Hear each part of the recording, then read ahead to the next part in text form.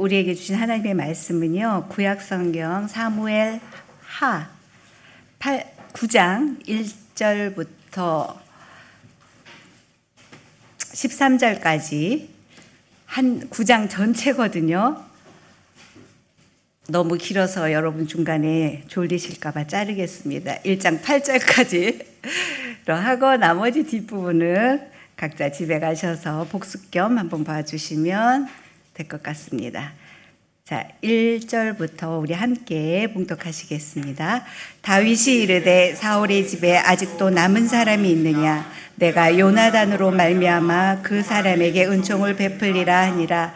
사울의 집에는 종 한 사람이 있으니 그의 이름은 시바라. 그를 다윗의 부르매 왕이 그에게 말하되 내가 시바냐 하니 이르되 당신의 종이니이다 하니라. 왕이 이르되 사울의 집에 아직도 남은 사람이 없느냐? 내가 그 사람에게 하나님의 은총을 베풀고자 하노라 하니 시바가 왕께 아뢰되 요나단의 아들 하나가 있는데 다리 저는 자니이다 하니라. 왕이 그에게 말하되 그가 어디 있느냐 하니 시바가 왕께 아뢰되 로드발 암미알의 아들 마길의 집에 있나이다 하니라. 다윗 왕이 사람을 보여 로드발 암미엘의 아들 마길의 집에서 그를 데려오니 사울의 손자 요나단의 아들 무비보셋이 다윗에게 나와 그 앞에 엎드려 절하매 다윗이 이르되 무비비시여 하니 그가 이르기를 보소서 당신의 종이니이다. 다윗이 그에게 이르되 무서워하지 말라. 내가 반드시 내 아버지 요나단으로 말미암아 내게 은총을 베풀리라. 내가 내 할아버지 사울의 모든 밭을 다 내게 도로 주겠고 또 너는 항상 내 앞에서 먹을 것이라 하니 그가 절하여 이르되 이 종이 무엇이기에 왕께서 죽은 개 같은 나를 돌아보시나이까 하니라. 아멘. 네, 지금 보이는 이 사람은 누구일까요? 아시는 분? 맞아요. 네. 지휘하는 그런 분위기죠. 네, 머리 헤어스타일이 좀 독특합니다. 네, 이름이 뭐냐면요. 안도 다다오라고 하는 일본을 대표하는 그리고 한국 사람에게도 굉장히 인기 있는 건축가입니다. 아직 생존해 계세요.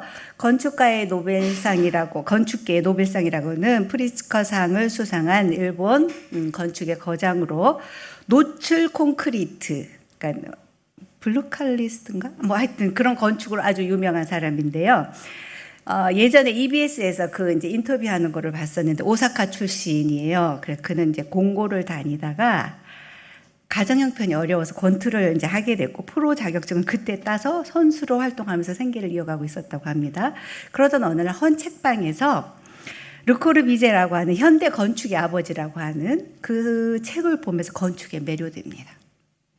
그다음부터 이제 그러고 나서 1965년인가 이때 그동안 모은 돈을 가지고 3년 동안 세계를 다니면서 유명한 건축물들을 직접 돌아봅니다. 그리고 와서 이제 독학으로 건축 공부를 하는데요. 그러니까 이분은 최종 학력은 공고거든요. 근데 하버드, 예일, 동경 이런 데 유수의 대학에서 교수로도 있었던 분입니다. 근데 이 사람이 이제 그 세계 여행 중에 시베리아의 그 횡단철도를 지나면서 광활한 그 자연을 보고 그때 그 경험을 느낀 이후로 자연의 이 사람의 이 건축의 소재이자 주제가 되었습니다. 노출 콘크리트의 그 차가운 질감이랑 자연의 따뜻함을 조화시키면서 빛과 그림자의 상호작용을 극대화시키는 그런 건축 철학을 가지고 있고 이 사람의 생각이 건축 자체가 종교의 요소를 가지고 있다고 생각합니다. 그 작품을 한번 보면은요, 물의 교회 시리즈가 되게 유명하거든요. 물의 교회 첫 번째, 첫 번째가 뭐예요? 바람의 교회, 그 두 번째가 물의 교회, 세 번째가 빛의 교회거든요. 앞에 이게 연도순으로 이제 제가 하는데 앞에 두 개는 그냥 웨딩홀이에요. 호텔이나 리조트에 있는. 근데 세 번째 빛의 교회는 진짜 오사카에 있다고 합니다. 하도 사람들이 많이 보러 와가지고 빛의 교회 같은 경우는 이제 매번 예배를 드려야 되니까 지금은 통제하고 안 한다고 하는데요. 그리고 한국에도 유명한 제주도에도 있고 원주에도 있고 그 미술관이랑 그런 박물관 그런 것들이 있는데요. 오늘 한번 돌아가서 이분의 건축을 보세요. 야, 진짜 예술이네라는 생각이 들 정도예요. 근데 이분의 그 건축이나 그 교회 시리즈에서의 특징은 뭐냐면 진입로가 길다는 겁니다. 세속에 있던 이들이 어떤 그 종교의 세계, 예술의 그 또 다른 세계로 인도하기 위한 그의 계산과 이제 배려라고 봐지는데요. 사람들은 이 긴 시퀀스를 걸으면서 호흡을 가다듬고 신을, 그 예술의 혼을 만나기 위한 마음의 준비를 합니다. 분주한 세속을 넘어 고요한 경지의 세계로 들어가는 것입니다. 저는 그의 건축물을 보면서요, 오늘날의 우리 교회 예배를 생각하게 됩니다. 예배는 하나님을 만나고 경험하는 것이라지만 그러기에 오늘 우리의 예배는 좀 어수선한 것 같습니다. 주일에 드리는 우리 모두 함께 드리는 이 공예배는 믿음의 공동체가 이제 함께 하나님을 예배하지만 그 가운데서 우리는 하나님을 1대1로 그 단독자로 하나님을 만나고 예배해야 됩니다. 군중이라는 어떤 그 덩어리, 메스로서가 아니라 나라는 그 실존이라는 그 개인이 하나님을 찬양하고 그분을 경험해야 한다는 것입니다. 예배를 통해서요. 그런데 우리 구약의 시편 속에도 이러한 분주한 세속의 호흡을 가다듬고 온전히 하나님 한 분만을 만나기 위해서 가파른 그 영적 진입로를 걸었던 이들의 노래가 나옵니다. 바로 시편 120편부터 134편까지 15편인데요. 성전에 올라가는 노래입니다. 이스라엘 백성들은 이제 1년에 3번, 그죠? 정해진 절기에 성전에 가야 했습니다. 이 3번의 절기가 되면 그 시편에 나오는 가사들 행진곡 삼아서 해발 약 800m 되는 고지대 그 예루살렘 성전을 향해서 이들은 올라갔습니다. 개인이 집을 나설 때부터 시작된 이 걸음은 친척과 이웃 또 마을 공동체가 커다란 대오를 이루면서 장엄한 순례길로 이루어졌습니다. 그들은 그 사막 기후잖아요. 거기 그 중동 지역이 낮에 뜨거운 더위와 또 밤에는 엄청 내려가죠. 추운 밤. 그리고 또 광야 짐승들의 위협하는 그 길고 험난한 여정 속에서 또 어떨 때는 소고와 수금과 그리고 또 함께 목소리를 맞춰서 요즘 말하면 그 떼창이죠. 그것을 하면서 이제 예루살렘 성전을 향해서 올라갔다고 합니다. 지리적으로도 높아서 올라가지만 또 영적으로도 세속의 먼지를 털어내며 그 영적으로 하나님께 나아가는 이 기다란 시퀀스를 통과했던 것입니다. 그런데 솔직히 오늘날의 우리의 예배는 여러분 한번 생각해 보세요. 이 영적인 진입로가 넓고 짧습니다. 그 어수선하고 분주한 이유 중에 하나가 바로 이것이 아닌가 저는 생각해 봅니다. 물론 물리적인 환경을 우리가 바꿀 수 없어요. 아까 그 빛의 교회만 해도 바로 들어갈 수 있는데 이걸 한 바퀴 뺑 돌려가지고 출입구가 그렇게 들어가거든요. 그래서 어떤 사람은 되게 불편해하는데 거의 아까 그 건축가의 작품들에 보면은 한 바퀴 뺑 돌면서 이제 들어가게 돼 있거든요. 여러분은 예배 시간을 위한 진민로는 어떻습니까? 과연 우리는 아까 조금 전에 불렀던 그 왕의 지성소의 찬양처럼 왕이신 하나님을 대면하기 전 우리의 마음을 고요히 정돈하는 여러분만의 나만의 순례길을 걷고 있습니까? 왕의 주성소에 들어갈 준비를 하면서 우리 예배실의 계단을 올라오십니까? 오늘 본문에는 그렇게 평생을 온전한 예보자로 살고자 몸부림쳤었던 그 한 사람의 이야기가 나옵니다. 여러분 아시는 것처럼 바로 다윗입니다. 본문은 이스라엘의 왕이 된 다윗과 요나단의 아들인 무비보셋이 만나는 내용입니다. 사울 왕이 죽은 후 온 이스라엘의 왕이 된 다윗은 마침내 이제 드디어 평안을 얻었습니다. 여러분, 사울은 다윗에게 어떤 존재였습니까? 아시죠? 다윗은 만만이고 사울은 천천히다라는 백성들의 그 노랫소리를 듣고 질투의 화신이 되어서 무려 10년이라는 긴 세월 동안 다윗을 죽이려고 쫓아다녔던 왕이었습니다. 그 광기 어린 추격 때문에 다윗의 삶은 송두리째 무너졌다고라도 말할 수 있을 정도입니다. 그의 고향은 베들레헴이죠. 예수님이 태어나실 곳하고 같은데 베들레헴에 살던 부모님은 그 신변의 위협 때문에 그 옆에 있는 요단강 건너 모압 땅으로 어르신들을 모셔야 했습니다. 그리고 사랑하는 아내 미갈은 또 어떻습니까? 강제적으로 아버지 사울에 의해서 다른 사람에게 시집 보내집니다. 그리고 나중에 이제 다윗이 또 그 아내를 찾아오잖아요. 그뿐만이 아닙니다. 사울을 피해 도망치다 더 이상 갈 곳이 없게 되자 철천지 원수인 블레셋의 땅으로 갑니다. 그 아비멜렉 앞에서 망명을 하는 거죠. 그리고 그 적군 앞에서 살아남기 위해서 막 미친 척을 하고 그저 막 누워가지고 침을 질질 흘리면서 그렇게 목숨을 구걸해야 했던 그 굴욕의 날들, 이 모두가 사울 왕 때문에 생긴 일이었습니다. 그렇게 이제 주위의 대적을 다 물리치고 나라에 평안이 왔을 때 다윗은 가장 먼저 하나님을 생각합니다.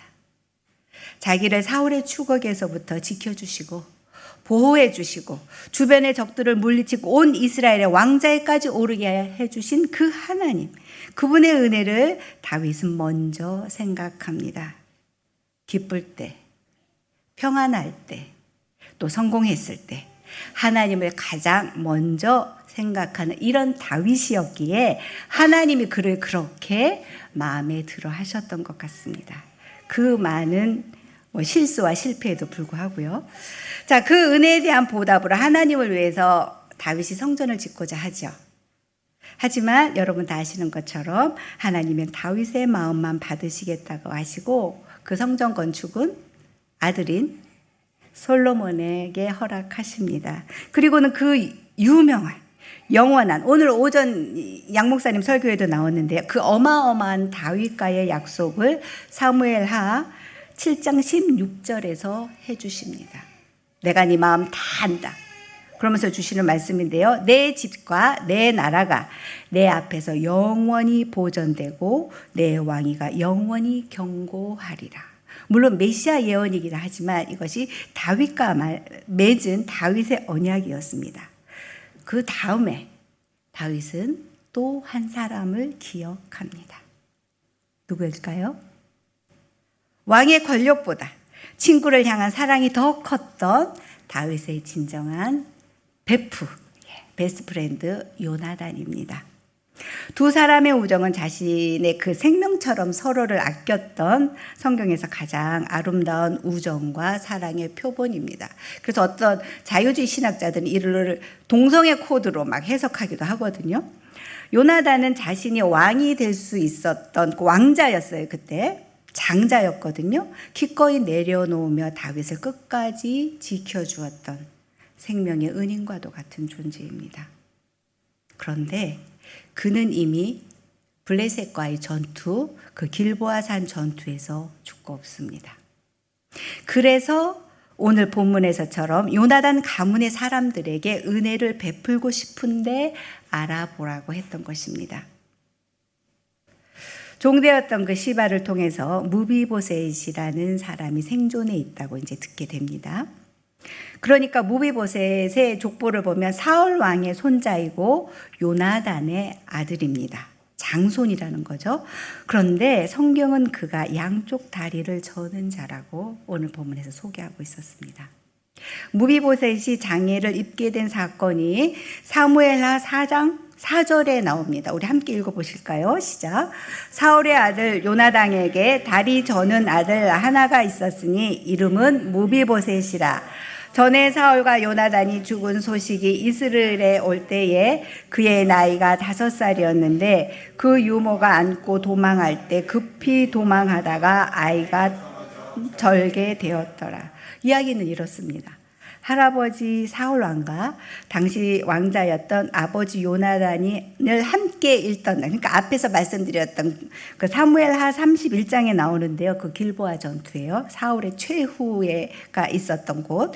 이 소식을 들은 유모가 이 이제 적자 아들 무비보셋을 안고 막 도망가다가 너무 서두른 탓에 뭐 아이를 떨어뜨렸는데 그 아이가 그만 그때부터 장애를 입게 되었다는 것입니다.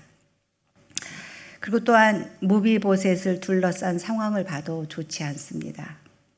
보세요. 다윗이 살던 시대뿐 아니라 인류의 모든 역사에서 나오는 사실은 권력을 잃은 왕가는 숙청의 대상이 된다는 것입니다.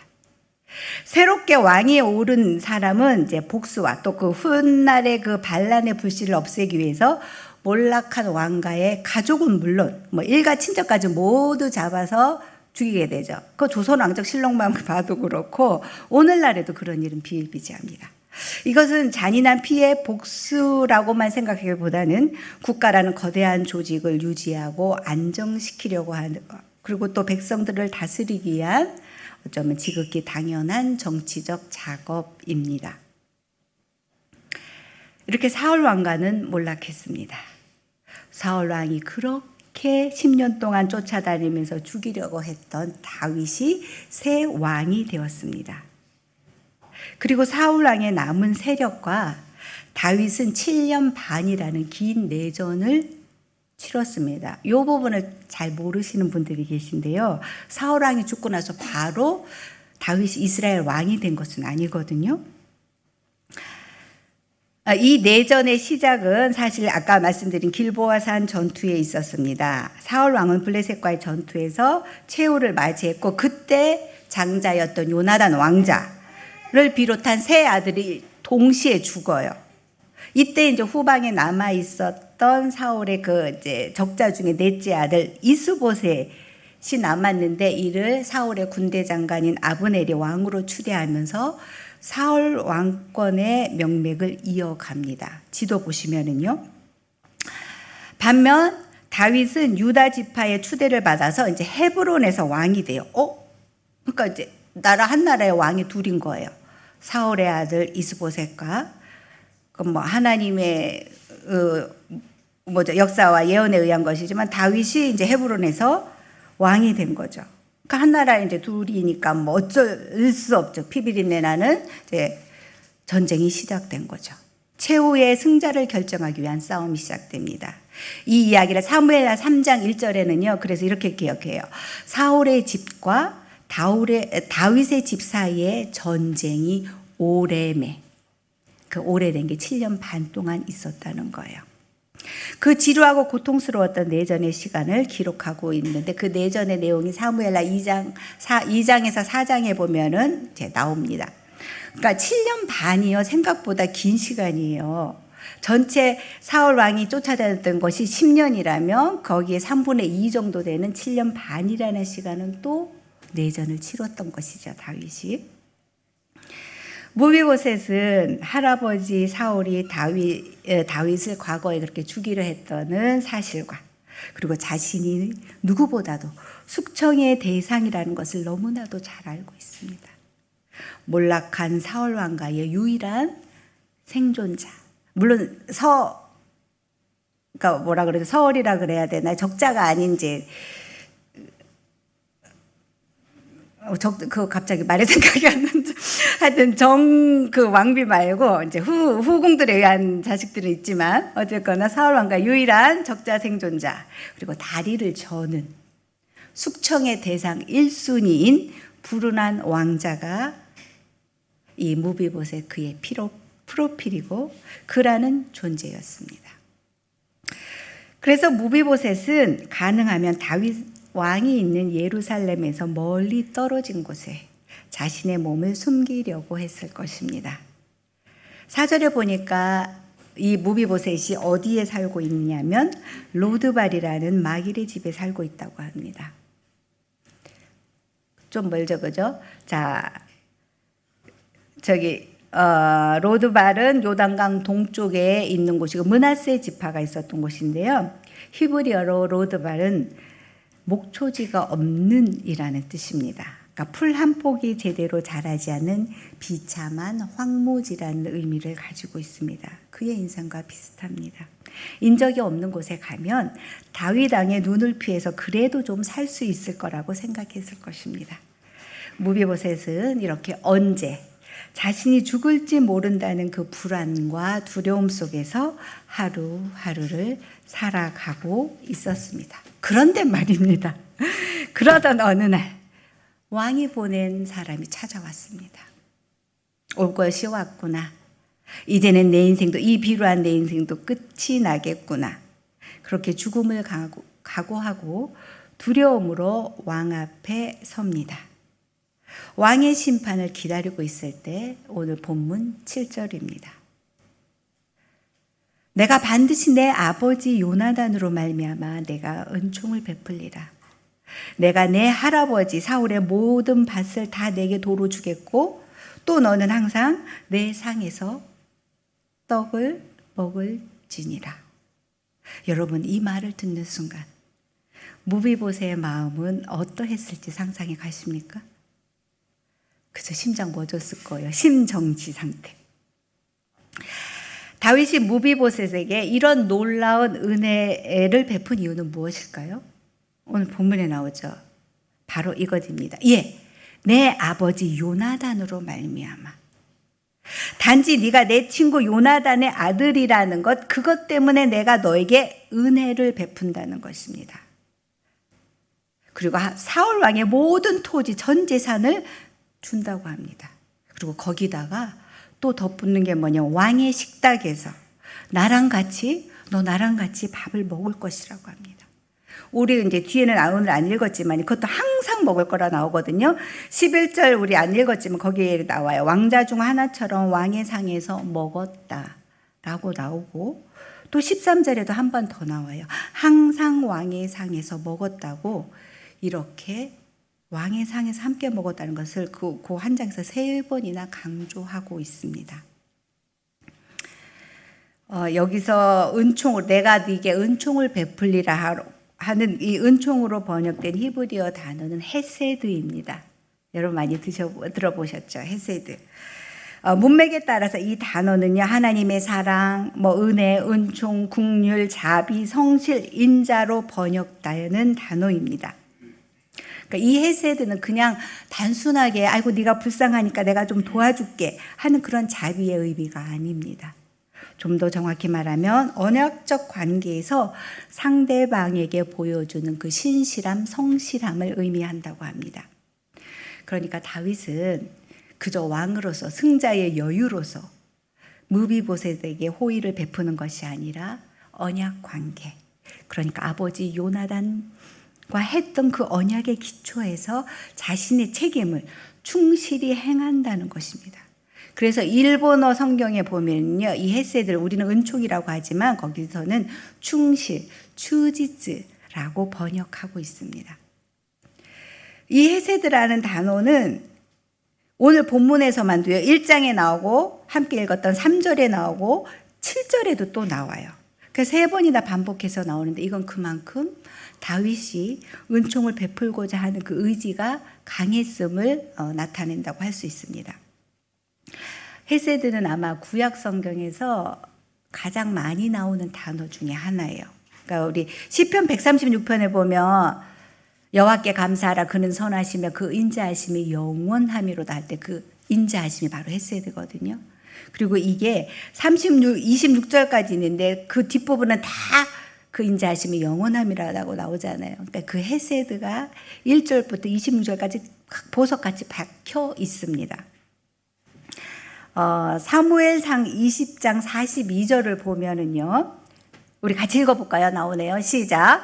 요나단이 다윗에게 이르되 평안히 가라. 우리 두 사람이 여호와의 이름으로 맹세하여 이르기를 여호와께서 영원히 나와 너의 사이에 계시고 내 자손과 내 자손 사이에 계시리라 하였느니라 하니 다윗은 일어나 떠나고 요나단은 성읍으로 돌아가니라. 아버지 사울 왕이 다윗을 죽이려 하자 다윗을 떠나보내며 요나단이 마지막 했던 말입니다. 이 이후로 성경에서는 둘이 만났다는 기록은 없습니다. 이 말은 그러니까 단순한 마지막 말이지만 단순한 작별 인사는 아닙니다. 하나님을 사이에 두고 서로의 자손을 챙겨주자는 맹세입니다. 다윗은 지금 그 약속을 잊지 않고 행하고 있는 것입니다. 숙청이 아니라 은총, 이 감당할 수 없는 은혜를 받은 무비보셋의 모습 속에서 저는 우리의 모습을 발견합니다. 우리도 이 땅의 삶을 마치면 하나님의 심판대 앞에 서게 될 것입니다. 지난 한 주간의 삶을 돌아보아도, 아니 오늘 하루의 삶을 마치고 잠자리에 들 때 뒤돌아보아도 지은 죄가 이렇게 많은데 평생 지었을 우리의 죄악들은 또 얼마나 많겠습니까? 두려움과 수치심으로 그 심판대 앞에서 하나님의 심판을 기다리고 있을 때 하나님이 우리를 향해서 이렇게 말씀하시는 겁니다. 네가 믿었던, 너를 위해서 십자가에서 죽었던 예수 그리스도로 말미암아 내가 너에게 은총을 베풀리라. 너는 천국에서 나와 영원히 함께 살게 될 것이다.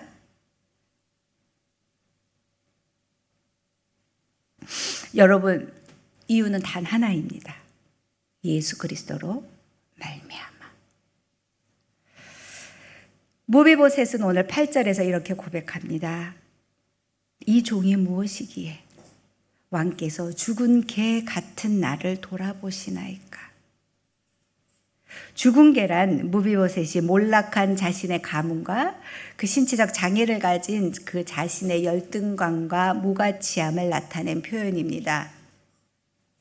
실은 가만히 생각해 보면 우리도 복음을 알기 전, 예수님을 인격적으로 만나기 전 우리도 사망의 그늘에 앉아 있었던 그 죽은 개와 같은 자들이었습니다. 그러한 우리에게 하나님은 그 언약에 충실한, 오늘 오전 설교에 나왔죠. 그 원시복음 창세기 3장 15절, 그 언약에 충실한 그 은혜로 우리를 구원하시고 우리에게 영원한 생명, 영생을 주셨습니다. 그리고 죽은 개와 같은 우리를 이제 너희는 보배롭고 존귀한 자라고 말씀하십니다. 당신의 자녀로 삼아주시고 세상 끝날까지 임마누엘, 내가 너희와 항상 함께하겠다고 하십니다.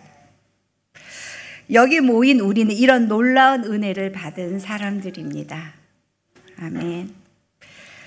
다윗이 원수의 자손인 그 무비보셋에게 어떻게 이렇게 조건 없는 헤세드의 은총을 베풀 수 있었을까요? 그 사울왕을 생각하면 그 10년 지긋지긋하지 않았을까요?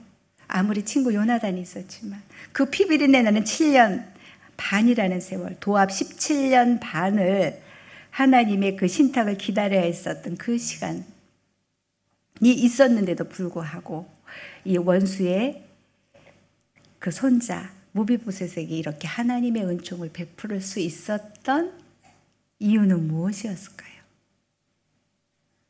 그것은 바로 자기 자신이 하나님께 받았던 그 과분한 헤세드, 하나님의 긍휼과 사랑이 있었기 때문이라고 생각됩니다.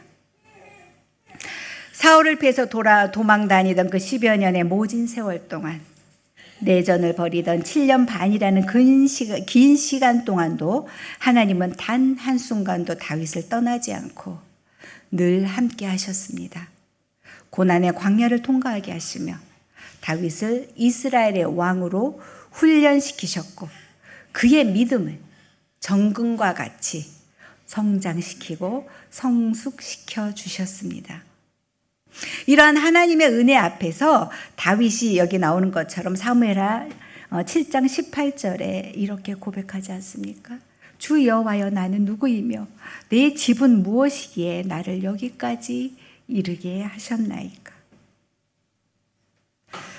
무비보셋은요, 다윗 왕 앞에서 나는 죽은 개와 같은 존재입니다 라고 고백했고, 그 전에 다윗은 먼저 하나님 앞에서 나는 누구이며 내 집은 무엇이기에 나를 이 자리에 앉히셨습니까? 라고 고백했습니다. 그러니까 두 사람 모두 자격 없는 나에게 넘치도록 부어진 하나님의 은혜, 그 사랑, 그 헤세드를 지금 고백하고 있는 것입니다. 돌아보면 우리의 삶에도 힘들고 어려운 인생의 고비고비마다 이렇듯 신실하게 간섭하시고 동행하시는 하나님의 헤세드가 있었습니다. 그리고 하나님의 강한 손과 펴신 팔로 오늘 우리의 삶도 붙들어 주셨습니다. 그 하나님이 이제 앞으로도 우리와 함께 하실 것입니다. 메마른 땅에 단비를 내려주시고 막힌 문을 열어주실 것입니다. 광야에 비를 내시고 광야에 길을 내시고 바다를 건너게 하실 줄로 믿습니다. 인생을 뒤흔드는 그 성난 파도를 잔잔하게 하시고 우리의 영과 육의 질병도 치유해 주실 줄로 믿습니다. 이 시간 다윗을 통해 우리에게 들려주시는 성령의 음성을 들으실 수 있기를 바랍니다. 무서워하지 마라. 내가 내게 은총을 베풀리라. 두려워하지 말라. 내가 그 얽힌 문제를 풀어주겠다. 걱정하지 말라. 내가 이 믿음의 공동체를 든든히 세우겠다. 내 헤세드의 사랑으로 너희를 영원히 인도하겠다. 이것은 우리의 자격 때문이 아닙니다. 우리가 뭘 해서가 아닙니다. 하나님의 변함없는 약속 때문에 우리의 무너진 삶이 다시 일어서게 될 줄로 믿습니다. 이 한 주간 그 황무지 영적인 로드발에서 우리를 찾아내어서 왕의 식탁으로 인도하시는 그 하나님의 헤세드를 기억하며 날마다 기쁨과 감사의 찬송을 올려드릴 수 있기를 간절히 소망합니다. 주일 하나님 앞에 나오기 전 집에서부터 긴 영적인 진입로를 걸으면서 준비하면서 우리 교회의 계단을 올라오실 수 있기를 간절히 소망합니다. 오늘 우리가 드리는 이 예배도 한편으로는 풍성한 왕의 식탁입니다.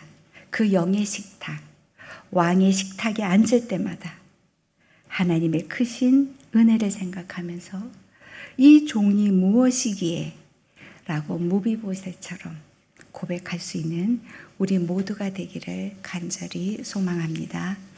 기도하겠습니다.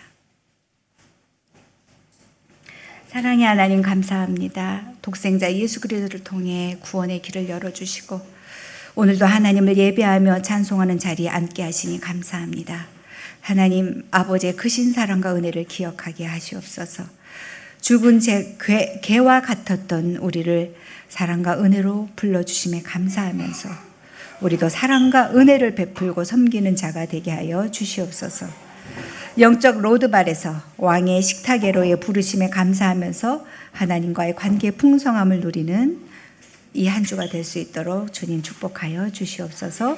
예수님의 이름으로 기도합니다. 아멘.